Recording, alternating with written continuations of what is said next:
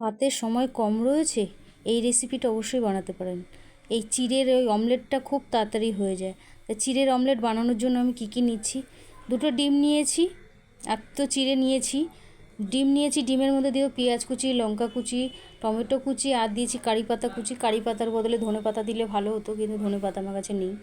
দিয়েছি লবণ আর গোলমরিচ গুঁড়ো, চাট মশলা, সব কিছু দিয়ে মিশিয়ে নেব। মিশিয়ে নেওয়ার পরে হালকা ভেজানো চিড়েটাকে আমি কড়াইয়ের মধ্যে দিয়ে দিয়েছি, অল্প তেল দিয়ে চিড়েটাকে একটু নেড়ে চেড়ে নিয়ে ওর উপর দিয়ে ডিমটাকে আমি ঢেলে দেবো।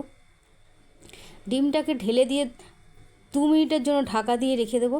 ঢাকা দিলে কি হবে, পেঁয়াজ টিয়াজগুলো ভালো করে সিদ্ধ হয়ে যাবে।